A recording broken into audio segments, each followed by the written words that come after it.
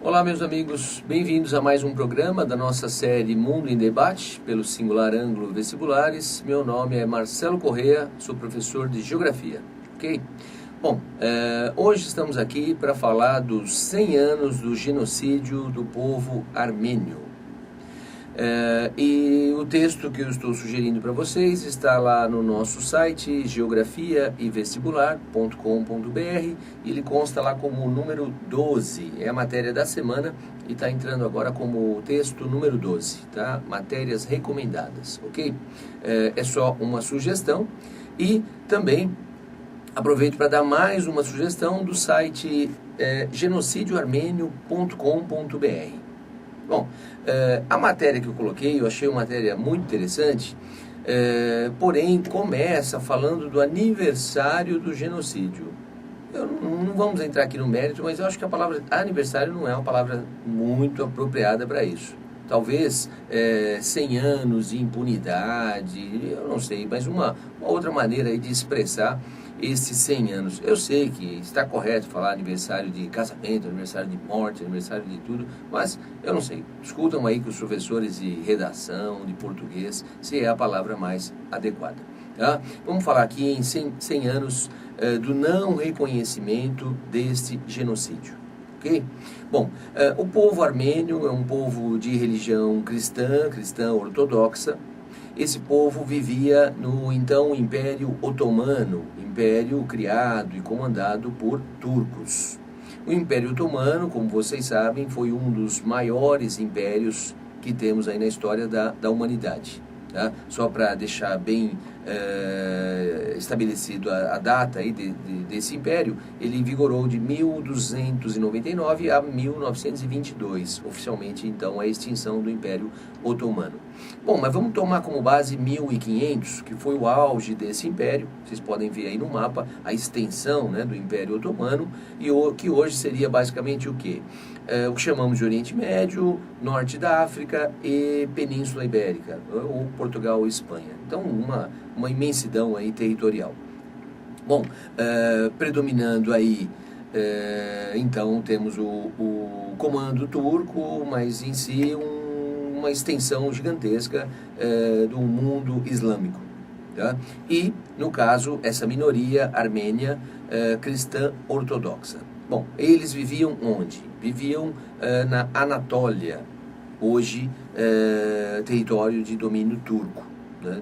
Hoje Estado turco. Bom, o que aconteceu? Em meio à Primeira Guerra Mundial, né, no ano de 1915, a data de referência é 24 de abril, inclusive o texto que eu sugiro a leitura, ele foi publicado no dia 24 de abril. Essa data é a data simbólica para o início desse processo, por muitos considerado de genocídio. Tá? Genocídio do povo armênio, que então vivia no que hoje é Turquia e que na época então era o que restava desse imenso império. Esse imenso império, né, o mapa que eu mostrei, é o mapa da sua extensão no século, por volta de 1500. Tá? É óbvio que já no início do século XX esse território era bem reduzido, frente ao que já foi, né? E ali em 1915 se deu início à perseguição ao povo armênio. Né? O Estado otomano, de comando turco, passa a perseguir o povo armênio. Por quê? O povo armênio ele era considerado traidor. Os turcos culpavam os armênios da provável derrota que sofreriam ali, né?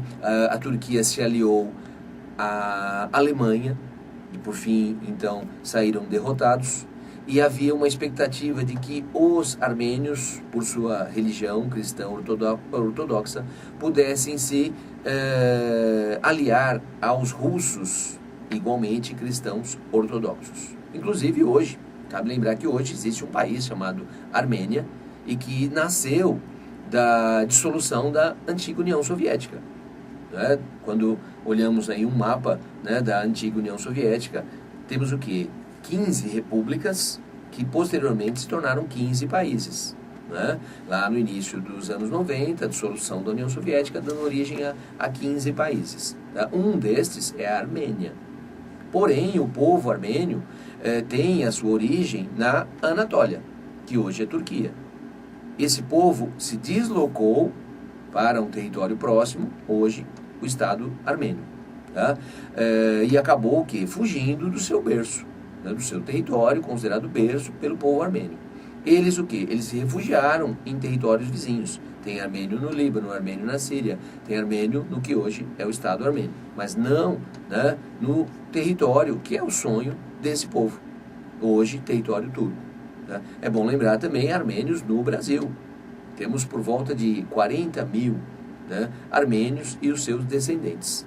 Vamos lembrar, por exemplo, da estação armênia do metrô, né, ao lado, o monumento, né, que existe, em homenagem aos mortos aí desse genocídio. Temos o viaduto Armênia, que é uma continuação da Avenida dos Bandeirantes, ligando a Avenida dos Bandeirantes a Marginal Pinheiros. Né? Então, o povo armênio tem a sua presença, a sua marca aqui no Brasil. Em Osasco existe uma sociedade, né? uma organização armênia relativamente forte, buscando aí preservar a cultura. O povo armênio, que muitas vezes é confundido com o árabe, né? Com o próprio turco, na sua culinária, não na religião. Né? Mas na culinária armênia existe aí uma confusão, inclusive está lá em Osasco uma casa de esfirra chamada Dosa, que foi eleita pela Veja a melhor esfirra do Brasil, e o pessoal vai até lá e pede e fala que é árabe, e a família fica, né, com aquela dor no coração. Não somos árabes, somos armênios. Armênio é uma coisa, árabe é outra. Né? Aí, lógico, é natural essa confusão por parte aqui dos brasileiros, e que no fundo o cara, né, acho que fica um pouco, né, apreensivo aí, poxa, estão elogiando a minha esfirra, elegem a minha como a melhor, e muitos dizem que é árabe, é armênia, né? Mas isso faz parte aí dessa diversidade cultural doida que a gente tem aqui pelo Brasil, né? Bom, então vamos lá. 1915 tem início desse processo de perseguição ao povo armênio, com a justificativa de que eles seriam potenciais traidores e que eles seriam os responsáveis pela derrota, pelo que já imaginavam ser a derrota e que levaria provavelmente à dissolução do Império, como aconteceu lá em 22. Tem uma data importante que é setembro de 1915, após já o início desse processo de genocídio, que o parlamento otomano aprovou uma lei determinando o confisco do patrimônio do povo armênio. Então fica difícil negar que existiu de fato uma perseguição. O parlamento otomano, né, não é o parlamento turco, não é a atual Turquia. A Turquia se formou a partir da dissolução desse império. Agora, o parlamento otomano aprovou uma lei que determinava o confisco dos bens. Imagina, o parlamento do seu país determinando o confisco dos seus bens. Né? É óbvio que não tem clima mais para esse povo permanecer nesse território. Né? Inclusive, vai lembrar o que é genocídio. Genocídio é quando o próprio Estado, o Estado é aquele que tem o direito de se armar. O Estado é quem tem a legitimidade do uso da força, não é isso? Agora, qual a função? Por que se dá a um Estado o direito de armar, né? De criar uma força, de se armar, de criar uma força, seja lá um exército ou uma polícia, né? Qual que é a função de tudo isso? De um Estado se armar? Garantir a integridade do seu povo. Quando este, que tem o direito de fazer o uso legítimo da força, usa com a finalidade de eliminar uma parcela da população que caberia a ele proteger, aí é genocídio. Tá? Então é isso, é quando aquele que tem a legitimidade da força usa para eliminar uma parcela da sua própria população.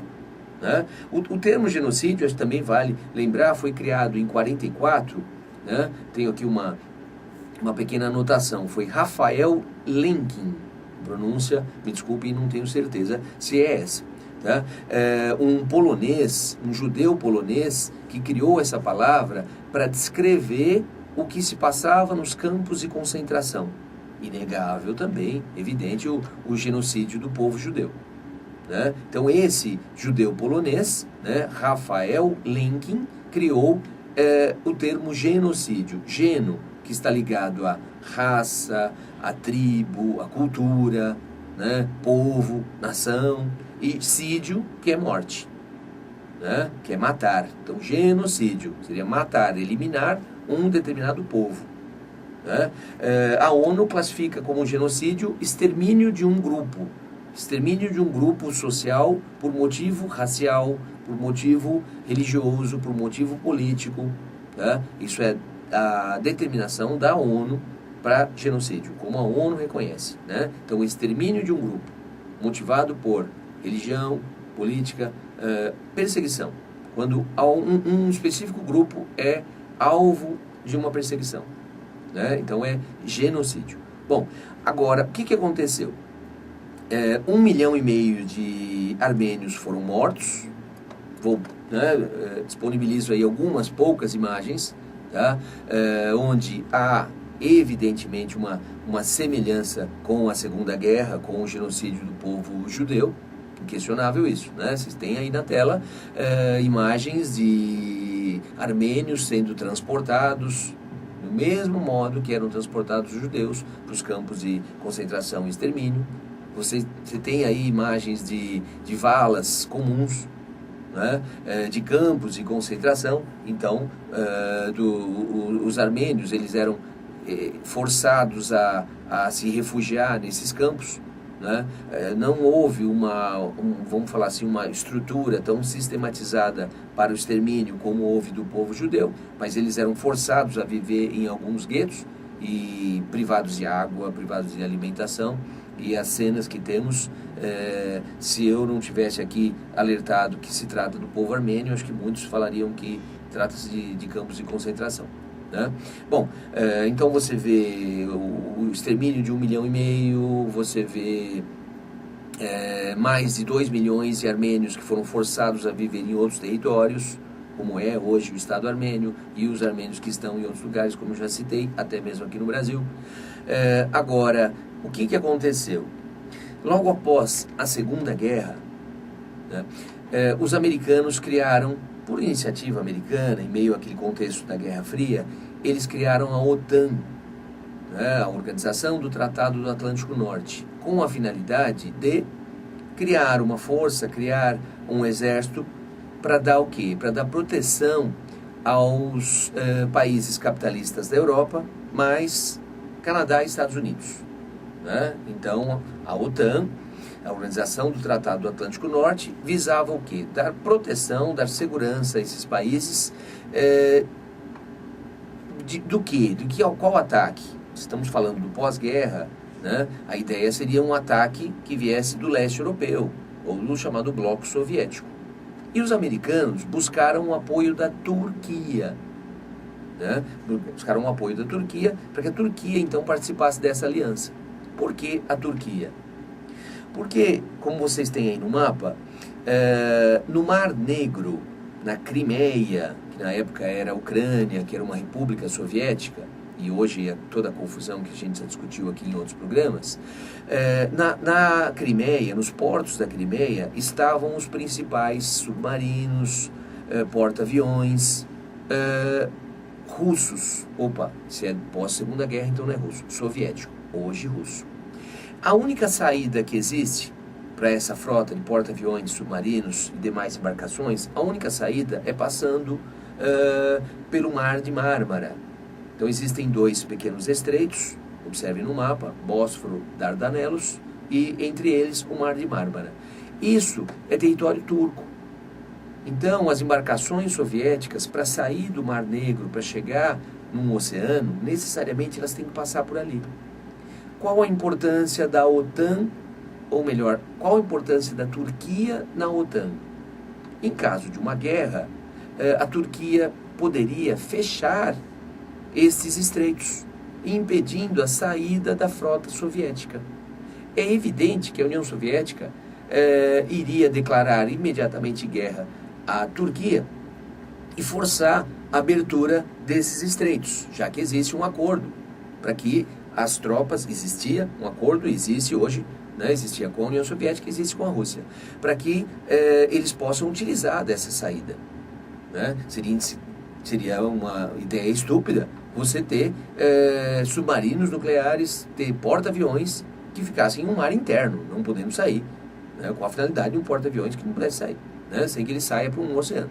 Bom, mas em caso de uma guerra, a Turquia poderia fechar por um pequeno espaço de tempo, dando uma grande vantagem à OTAN, às tropas americanas, podendo elas deslocarem primeiro seus submarinos e seus porta-aviões. Então seria interessante ter a participação da Turquia na OTAN. E a Turquia, óbvio, aceitou esse convite, mas cobrou o seu preço. Né? Um dos preços foi que os americanos não reconhecessem o genocídio. E os americanos não reconhecem até hoje. Fora isso, né, fora essa exigência turca do não reconhecimento do genocídio, é óbvio que nenhum país quer ter um genocídio no seu currículo, né, você tem outras questões. Por exemplo, a passagem pela Turquia, ela é importante para você chegar a poços petrolíferos do Iraque, do Irã. Ah, mas o Irã não é amigo dos Estados Unidos. Isso a gente discute numa outra oportunidade. Mas essa ruptura com os Estados Unidos se deu em 79. Até então, o Irã era aliado dos Estados Unidos. Então, a Turquia é uma espécie de corredor, né, ligando a Europa ao petróleo do Oriente Médio. Então, é sempre interessante ter a Turquia, né, do lado ocidental, né, ter as alianças da Turquia com o mundo ocidental. Só que a Turquia cobra esse preço, né, que é o não reconhecimento do genocídio. Alguns países já reconhecem, como por exemplo a França reconhece. Né? Agora, curioso Israel não reconhece, um povo que também sofreu com esse absurdo, né, o genocídio do povo judeu. Estamos falando em 6 milhões de pessoas. Né? O Brasil não reconhece. É difícil entender por que o Brasil não reconhece. Muitos acham que não, o Brasil não reconhece porque quer estreitar as relações com a Turquia. As nossas relações com a Turquia são mínimas. Né? Nossas relações comerciais, mercadorias, turismo, são mínimas. Né? E seria importante esse reconhecimento. O Brasil não quer uma cadeira, né, no Conselho de Segurança da ONU, uma cadeira permanente. O Brasil não quer participar, né, das grandes decisões, da geopolítica. Né? Tem que se posicionar. Né? Será que o Obama, nesse finalzinho de governo, será que o Nobel da Paz vai reconhecer? Né? Isso está ao alcance do presidente. Né? Ele falava em reconhecer o genocídio quando ele era senador. Assumiu a presidência, já parece que também assumiu o compromisso que o Estado americano assumiu lá em 47, né, 49, desculpem, quando da criação da OTAN. Né? Agora, o não reconhecimento por parte do Brasil é algo, né, que não tem nem pé nem cabeça. Essa mania parece que a gente tem na geopolítica brasileira de querer fazer, né, uma boa imagem com todo mundo, queremos ser amigo de todos. Muitas vezes você precisa de uma postura mais rígida. Reconhecemos e ponto final. Né? Mas não é o nosso caso. O Itamaraty não é de hoje, não é da Dilma, não é do Lula, não é do Fernando Henrique. O Itamaraty nunca reconhece esse genocídio, embora exista aqui dentro uma pressão dessa comunidade organizada, mas, né, não tem nenhuma sinalização de que o Brasil vai reconhecer o genocídio. Se reconhecer, seria uma grande surpresa. Tá certo? Bom, então, eu acho que vale a pena, em relação ao centenário, acho que vale a pena dar uma olhadinha nisso. Tem a matéria sugerida, tem o site genocidioarmenio.com.br. Eu acho que vale a pena dar uma olhada. Não vamos entrar nessa neura aí de tudo que é 50 anos, que é 70, 100, tudo que é aniversário, data redonda aí, querer estudar. Mas eu acho que uma leitura aí vale a pena. Ok? Bom, fiquem à vontade para comentários, sugestões. Estamos aí. Até um próximo programa. Tchau.